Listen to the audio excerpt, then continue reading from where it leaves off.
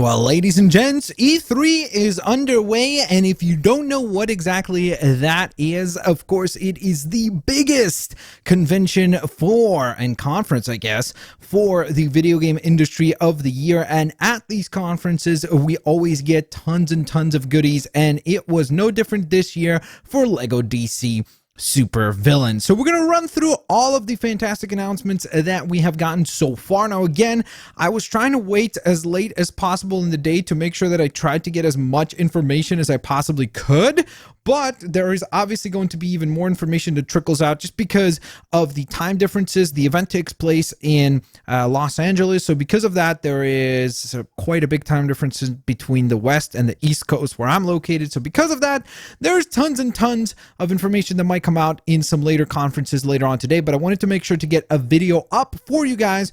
And then if there's anything else, or when there is something else to cover, I will go on ahead and do so on another video. With that being said, ladies and gents, of course, I would love to hear your opinions and thoughts on the news. I would love to hear what is your favorite moment that you might find out here today. And in addition to that, guys, don't forget to click that like rating if you guys enjoy the Blitz News update. So with that being said, ladies and gents, let's get a rocking and let's get a rolling. So first and foremost, let's discuss some of the lovely news that we got in terms of Hub World. So of course, it seems like this game, just like most of the recent LEGO games, is going to adopt the strategy of giving us a multitude of hub worlds instead of one giant hub world like we have seen in older LEGO games. This is something that is still somewhat controversial. Some people like the much larger one giant hub world approach versus giving us a few hub worlds that can be a little bit smaller and not quite as detailed as the previous one giant hub world.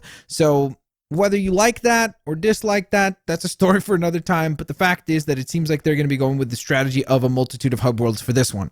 So the hub worlds that were confirmed at the event were Metropolis, Arkham, which was really cool. So we're not going to get Gotham City, it doesn't seem like. Maybe we will get some parts of Gotham, but specifically Arthur Parsons on an interview with IGN said that it was going to be Arkham specifically. So I'm guessing it's going to be Arkham Asylum, so like the actual prison and so on and so forth, and probably some of the surrounding wooded area around it.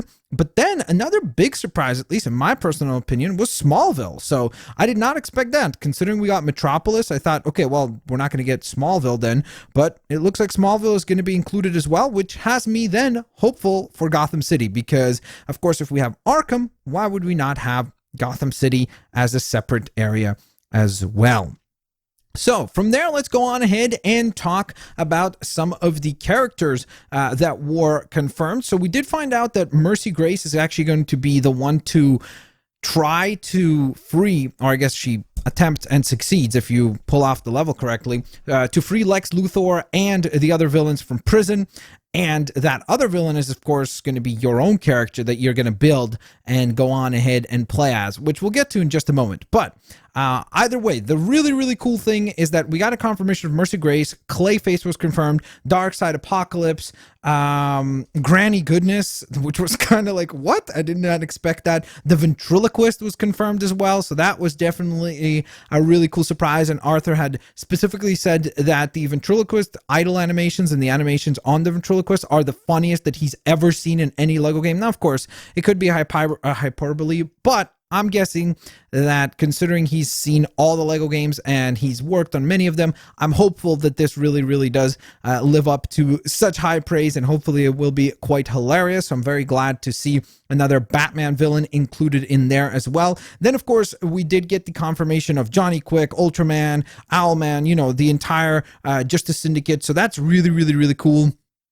that they are all confirmed to be in the game. Definitely neato. We also got a little bit of the story elements as far as how this is all going to come together, and they basically hinted at the fact that as you become a villain and you create your own villain, you will then run around, and as you're getting through the game, you kind of learn that there's actually a greater evil even ahead. Now, considering that Darkseid is at the center of the video game box cover, I'm guessing that it's probably him who's the big evil that you find out that you need to stop. But who knows? I guess time will tell. It just makes sense to me that a lot of these villains who are kind of Earth villains, villains that are typically found on Earth, whether it be Lex Luthor, the Joker, Harley Quinn, so on and so forth, even Professor Zoom and characters like that, who, by the way, was also confirmed.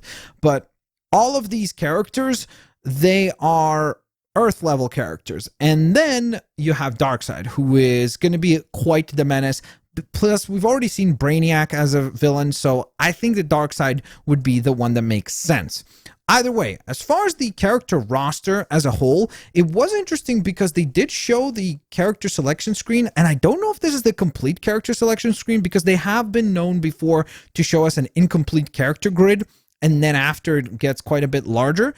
But it looked a little small, honestly, compared to a lot of the other rosters for the LEGO games. It did not look super ginormous as far as the overall roster of characters. The confirmation that Arthur did give was that there are going to be over 100 villains included, which is definitely exciting because that means only from the villain side of things, there are 100 of them. So that is a lot of villains. And he said that they went and got the top of the top, the creme de la creme, so to speak, of the villains, whether it be Lex Luthor and Joker and so on and so forth. And then they had to scrape the bottom of the barrel to get some of these more obscure and crazy villains in here as well, which sounds exciting. I'm sure that characters like Polka Dot Man and characters like that will make an appearance in this title as well.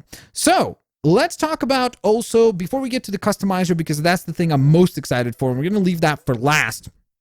Let's get a couple of other things out of the way. So first of all, another thing that they talked about was the fact that the voice cast for this game is going to be the best they've ever had, which again, you could always say like, well, of course they're going to say that because they're trying to hype up their new game. But they have Lego Incredibles coming out soon. They could have said Lego Incredibles had a better voice cast and so on and so forth. But they are saying that this is going to be the best voice cast, which sounds exciting. He did say that Batman is going to be the Batman and Joker is going to be the Joker, which to me, of course, as a huge fan of the Batman animated series, I have to say that you have to assume that Kevin Conroy is going to be voicing Batman and Joker is voiced by Mark Hamill, because to me, those are the statements and those are the actors, voice actors that I think of when you say Batman is going to be the Batman and Joker is going to be the Joker. So to me, it's like those are the characters we are going to get voices for, but could be wrong. They might use Troy Baker. My goodness, Travis Barker. What's that? Who's Travis Barker? Is that a basketball player? I don't know. Troy Baker might voice the Joker. I'm not sure. Maybe that's the way that they go with this one, but it will be interesting to find out. But it is definitely exciting that it is the best overall voice cast roster that they've had. So hopefully that will make for a lot of funny, cool quips in the actual video game. The other confirmation that we got for the title is that it is going to be coming out in October, more specifically October 16th of 2018, which makes October a very, very expensive gaming month for the gaming community because there's just so many titles that are going to be available in October. It is insane. So make sure that you are saving up for October. If you're a gamer, October is probably going to be the most expensive month that you have had in a very, very long time. I mean, we're talking 5 or more huge game releases coming out in October, which is absolutely bananas. And now, ladies and gents, last but certainly not least, I wanted to go on ahead and discuss the fact that we got some really, really cool insight of the customizer and how it will work. So the actual layout and the actual way in which you're going to be building your character looks quite similar to what we saw in LEGO Marvel Super Heroes 2, which is a good thing because I think that that was, up until this point, the best customizer we have seen. It seemed to really, really knock things up in terms of the possibilities of what you could do with a customizer.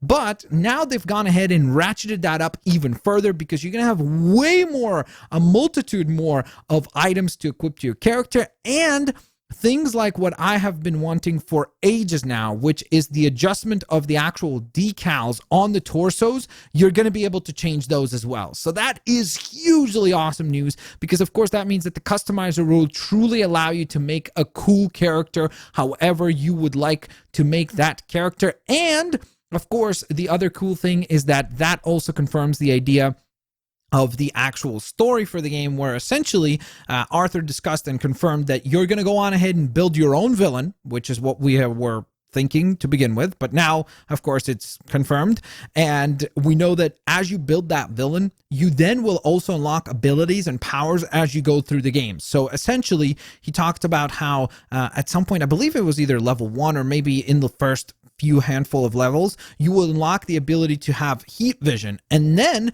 as you go along through the game, you slowly but surely become a more and more powerful supervillain, trying to power yourself up and become that much more of a bad guy within the DC universe, which sounds like a pretty compelling idea. I'm looking forward to seeing how it's actually executed. Hopefully there's an actual rhyme or reason to using those powers, and hopefully you'll be able to have a multitude of powers so that you actually at some point have just an insane amount of power-ups, and maybe you really are the strongest villain of them all. The final thing I wanted to go on ahead and discuss is, of course, the fact that he was asked about whether or not there's going to be heroes in the game, and he kind of, I don't know, tippy-toed around the question in a very odd way, where I'm not saying that we're not going to get heroes, but the way that he talked about it was a little odd, where he said like the heroes are in the game, but he never said that they're playable. So it's going to be very interesting to see whether or not they are.